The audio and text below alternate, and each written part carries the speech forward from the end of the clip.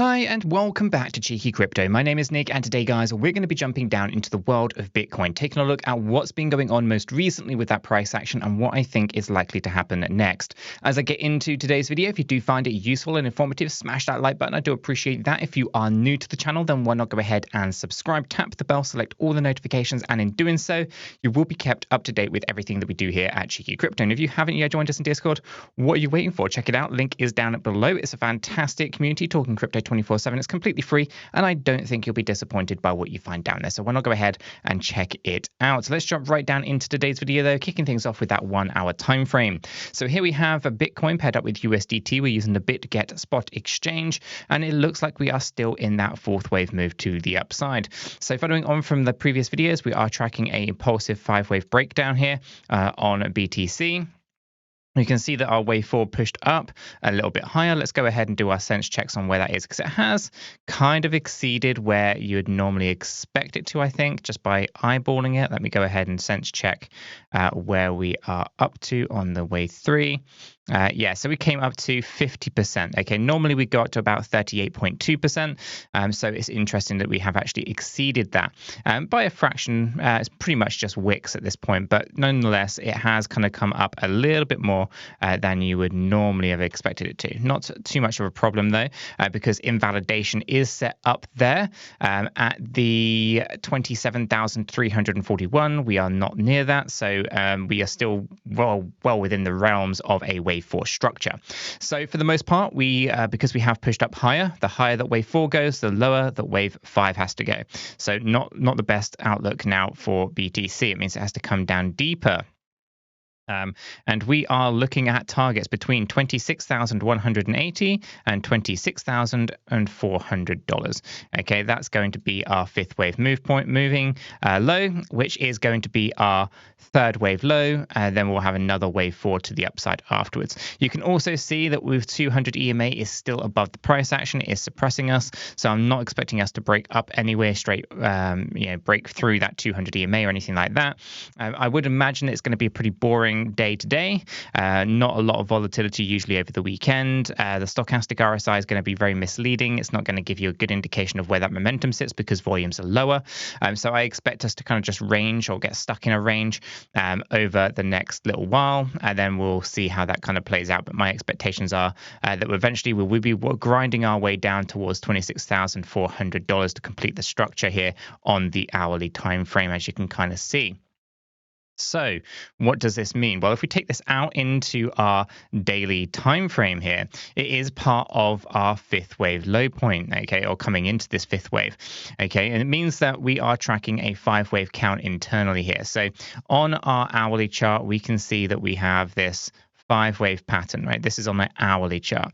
This part of this is essentially, or this little structure, this 5-wave pattern is only the wave 1 on the daily time frame. We'll move up into a wave 2. That'll be a pretty significant bounce down into a big impulsive wave 3, and then finishing it off into a fifth wave low point. Okay, that's what we're tracking inside here. At the moment, we are currently sat inside that wave 4 of the wave 1 of this wave 5, meaning we come down to that $26,400 level. We then bounce up to probably towards 27,500, something like that, and then we drop down, move up, drop down, right? And so you can see here that all we're doing on that smaller time frame is the little wave 1. We're inside the wave 4 of the wave 1 of the wave 5, and you kind of get an idea as to kind of where we sit, right? We are starting off the journey to this move to 22,477 to 23,787, and we would expect a bear market rally in the middle of this. In fact, there'll be 2 of them on this journey to the downside. Okay, so just expect some volatility with the daily chart here. We are in a position to see that bounce upwards. We're not there yet, though. You can see that we're in the oversold area on the daily. We need to finish off that fifth wave move, bounce up, and then drop back down. Now, it's possible that we end up with a diagonal instead, which means you end up with a wave 2 like this, a wave 3, and then a bigger wave 4, which overlaps wave 1, and then a final move down into the fifth wave. Now, in a diagonal scenario like this, it would be made up usually of 3 waves each. So you'd have 3 waves down, 3 waves up, 3 waves down, 3 waves up, 3 waves down, rather than the impulsive 5-3-5-3-5s that we were kind of talking about. Okay, nonetheless, it will still be a 5-wave count inside this fifth wave movement. And so, it is what it is. We'll keep a close eye on it. At the moment, you can see that we're finding brief support on the 50 moving average, resistance on the 200 EMA and 50 EMAs here on the daily time frame. So we're just looking for that last little move down before we rally. It's not a massive move. It just needs to kind of finish off the structure so that we can then get into the wave 2, where we'll then start talking about 27.5, 27,700, something to that effect with the move upwards before we crash back down into some lows, where I do expect us to break the most recent 24,807 low. That's probably a few weeks out, mind, but I do expect that to get lost as we journey down towards 22,477 to 23,787. Nothing else here has changed. Of course, we failed to invalidate at the 28,588. That's this white line just here. Okay, just above equilibrium. But essentially here, if we want to break out of this structure, this bearish move to the downside, we need to rally up higher than 28,588. So bulls and bears, you know what you got to do, right? The bulls are going to look to 28,588 or higher, and the bears are going to be looking at dragging us down towards that 26,400 minimum, which would then essentially mean that we're in that 5-wave pattern. We start with 5, we must end in 5. You kind of get the idea if you follow Elliott wave theory, and essentially that means that we'll be breaking down. So the bears know what they're doing, the bulls know what they're doing, and we'll just let them play it out and see what happens. Ultimately, until proven otherwise, I'm bearish because that's what the data suggests, and so we are looking for our lower targets on the daily time frame. Take this out into the weekly, and this is a chart I guess I showed yesterday or the day before. This is one that we actually have been bouncing around for quite some time. It's not anything new.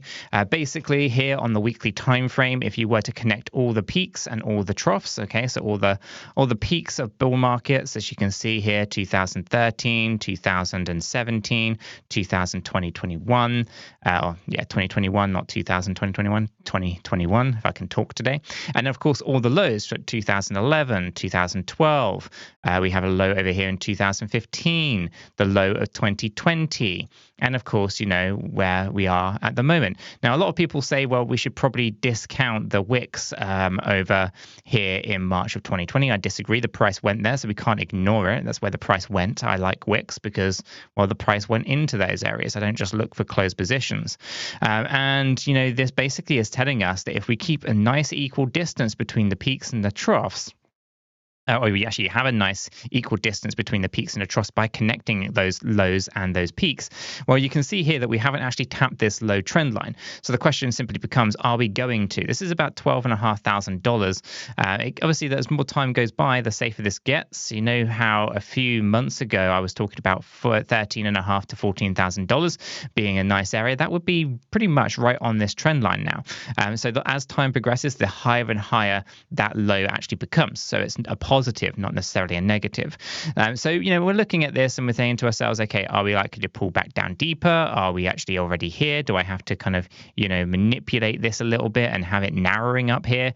No, I don't like any of those ideas. I like to keep it nice equal distance. One of the things that we do obviously have to kind of consider here is one thing that this curved lines are telling us, and it's quite obvious to even the untrained eye, is essentially that we're seeing diminishing gains over time, right? We know that there's a diminishing gains over as time has progressed, right? We can see this in here. I'm just going to roughly draw these on, right? So we can have these shown. You can see, you know, we had the crazy amount of percentage gains over here, like 49,000, then 13,000 approximately, and then 2,000, right? And so where do we think things are going? If we tap this line and we hit that upper line, we're talking about 700%, right? So we have to kind of consider that we see diminishing gains over time, and that's pretty common when it comes to pretty much any real world asset at all. It doesn't really matter what it is. Everything has an elasticity to it, supply and the demand, and essentially reaches kind of this plateau. And that's kind of where Bitcoin's potentially hovering around, right? A lot of people kind of don't acknowledge this and don't really want to kind of maybe even kind of say to themselves or willing to kind of, you know, say it publicly that maybe Bitcoin kind of is reaching its plateau, and maybe it's going to reach equilibrium and essentially it cannot push any higher. And this does pose a problem to the future of BTC, because BTC does require price to be substantially higher than about $110,000, which would be the projection, $110,000 to $120,000 on the next bullish market. So we have to kind of consider, is this diminishing gains just for a short-term period? Is history not going to repeat itself? And are we going to get that kind of parabolic breakout situation that so many bull or moon boys are kind of talking about, right? And essentially look for some of these kind of, repeating structures to just kind of break out of here massively and hit like $200,000-$300,000 when it would completely dwarf that of the historical price movements. Now, it is possible, of course, everything is, but is it probable? And these are the things that we kind of have to kind of consider. So I look at Bitcoin here as diminishing gains and no real reason to think of the demand pushing up significantly higher to take us out of this potential scenario that we see here under the elasticity model. So just kind of bear that in mind. I think for the most part, though, like I'm still looking for healthy corrections towards 20 to 21K, CME gap.